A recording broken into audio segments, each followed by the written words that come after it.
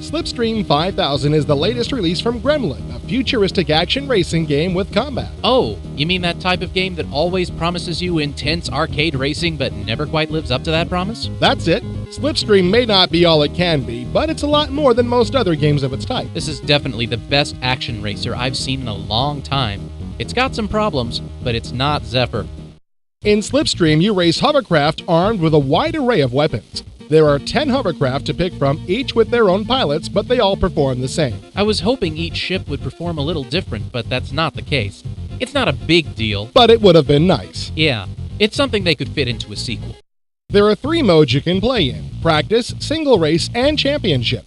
This is the biggest problem I have with Slipstream. Notice how some of the courses are grayed out? That's one of the first things I did notice. I installed the game, and in practice and single race modes, I could only play on one track. That's because you have to play the first track in single race and finish in the top 4 before you can race or even practice the next track.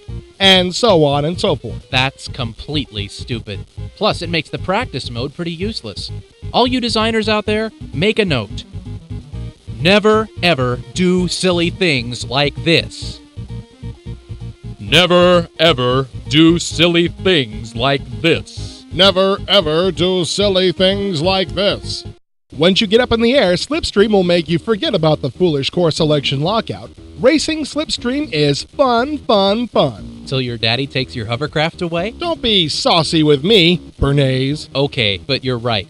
As soon as I started racing, I was hooked. Slipstream will never pass as a flight sim, but who wants it to? Not me. Slipstream is simple entertainment. No strategy, no complex systems management, just speed and shooting.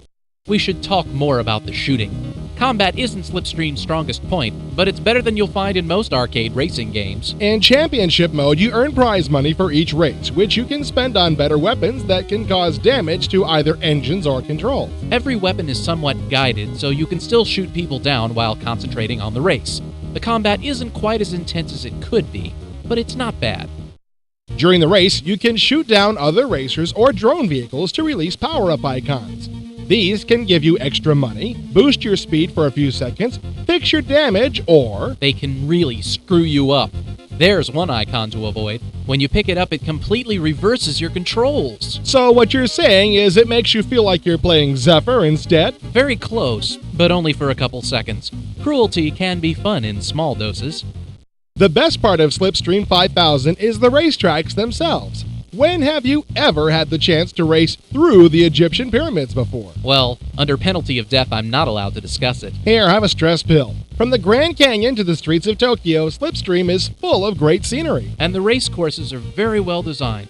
Actually, it's kind of novel for a racing game to have actual race courses, unlike Zephyr. What? Did I overuse the running gag?